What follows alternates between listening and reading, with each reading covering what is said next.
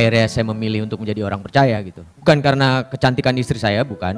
Bukan karena dia juga maksa, bukan. Bahkan dia tadinya awalnya agak hopeless sama saya gitu. Dia coba bicara sama saya, tapi saya bukan orang yang bisa dipaksa atau apapun. Saya harus melihat sendiri gitu kan.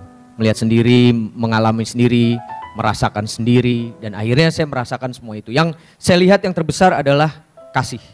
Sesuatu hal yang saya lihat terbesar di sini adalah kasih, dan itu yang membuat saya sangat tersentuh dengan kasih Yesus. Bagaimana Yesus memberikan kasihnya kepada umatnya, pada yang percaya kepada dia memberikan jiwanya untuk menebus dosa kita semua. Dan kenapa saya ingin menjadi seorang muslim? Mungkin kalau misalkan saya melihat dari teman-teman terdekat saya, teman-teman kerja sehari-hari, cara hidup seorang muslim, hati saya menjadi sangat tersentuh sekali. Saya ikut merasakan damainya untuk sholat, ketenangan yang diberikan kepada diri saya, dan itu membuat saya semakin jatuh cinta untuk menjadi seorang muslim yang baik.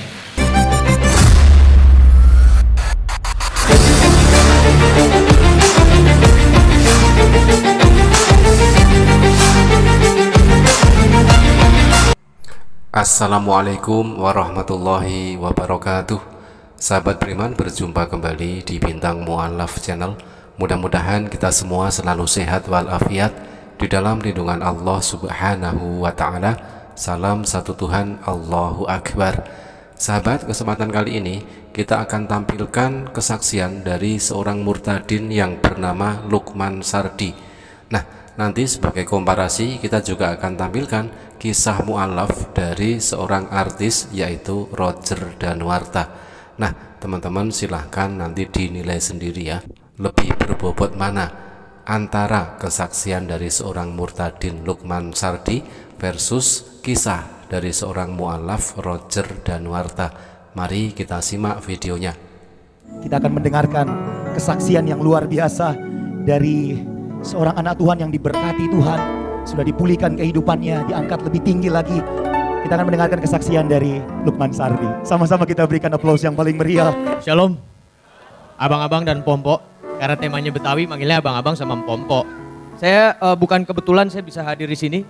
Ini bukan karena Pak Hengki atau bukan karena teman-teman yang lain, tapi karena Tuhan Yesus mau saya berada di sini untuk memberikan kesaksian. Amin. Saya mau bercerita sedikit ke belakang. Jadi saya memilih menjadi percaya itu sekitar 6 tahun yang lalu. Pada saat itu banyak hal bergumul dengan perasaan dan hati saya, sampai akhirnya saya memutuskan untuk menjadi orang percaya. Dan buat saya bukan sesimpel saya pindah, istilahnya kalau ada satu lembaga namanya agama, bukan dari Muslim pindah ke Kristen, bukan hanya soal itu.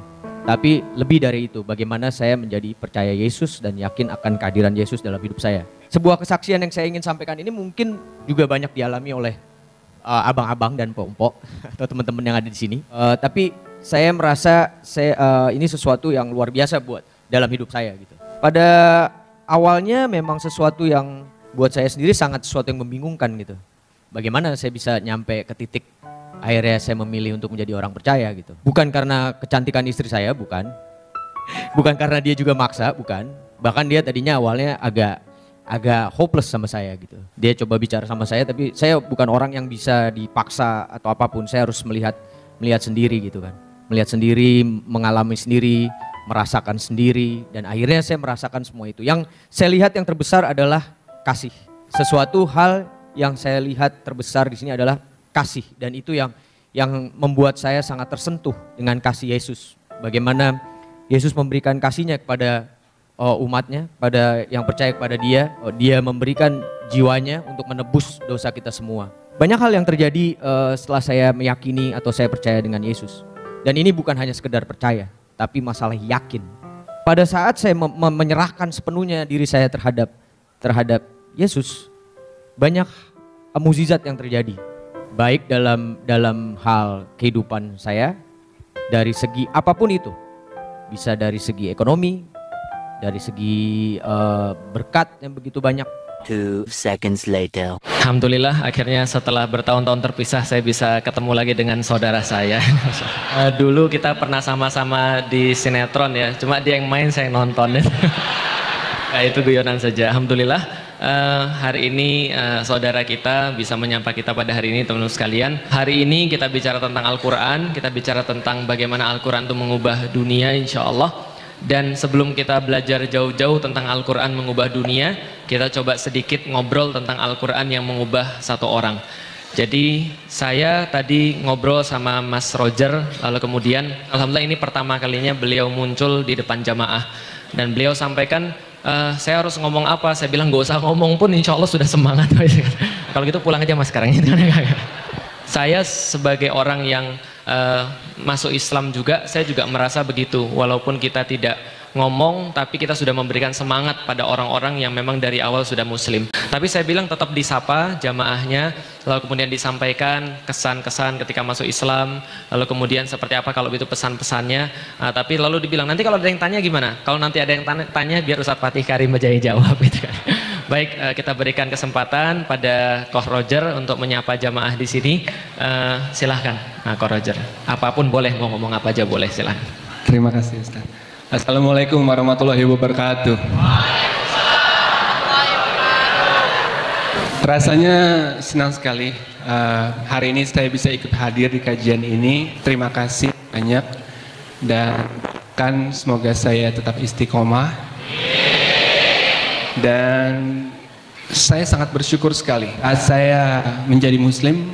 Banyak sekali teman-teman yang merangkul saya, yang mendukung saya, dan itu sangat menenangkan sekali hati saya. Dan saya sangat merasakan damainya Islam, indahnya Islam, dan juga sangat senang sekali lah saya bisa bertemu dengan teman-teman Muslim dan Muslimah di sini. Jadi terima kasih banyak. Saya yakin pasti mereka bertanya-tanya, ada nggak jawaban kenapa sih Koh Roger memilih Islam? Nah, pasti semua nanya pasti begitu. Bisa disampaikan nggak secara singkat aja kok, kenapa Koh Roger memilih Islam? Kalau yang saya rasakan, saya ada keinginan untuk pindah menjadi seorang Muslim itu sebenarnya sudah lama. Tapi berhubung saya berasal dari keluarga yang Muslim, jadinya pastinya saya mempunyai orang tua. Saya butuh izin dari orang tua ya, yang sudah membesarkan saya. Dan nggak langsung aja sih, nggak langsung dikasih izin. Yakin nggak? Pasti kan sebagai orang tua seperti itu kan. Tapi syukur alhamdulillah, orang tua juga tetap ingin melihat apakah saya serius. Orang tua juga bertanya, apakah sudah bisa Iqra? Apakah sudah mulai membaca Al-Quran? Orang tua saya sangat mendukung sekali. Dan itu merupakan kenangan terindah terakhir ya dari almarhumah ibu saya. Dan untuk menjawab pertanyaan kenapa saya ingin menjadi seorang Muslim, mungkin kalau misalkan saya melihat dari teman-teman terdekat saya, teman-teman kerja sehari-hari, cara hidup seorang Muslim, hati saya menjadi sangat tersentuh sekali. Saya ikut merasakan damainya untuk sholat, ketenangan yang diberikan kepada diri saya, dan itu membuat saya semakin jatuh cinta untuk menjadi seorang Muslim yang baik. Nah teman-teman, itulah tadi ya kesaksian dari Murtadin Lukman Sardi versus kisah seorang mu'alaf, yaitu dari Koh Roger Danuarta. Beda kelas, beda kualitas. Ketika kita menyimak kesaksian dari Lukman Sardi, terasa hampa dan hanya seperti itu saja ya, seperti yang kebanyakan disampaikan oleh para murtadin. Tetapi berbeda atau berbanding terbalik dengan ketika kita menyimak sebuah kisah yang dituturkan oleh Koh Roger Danuarta ini ya.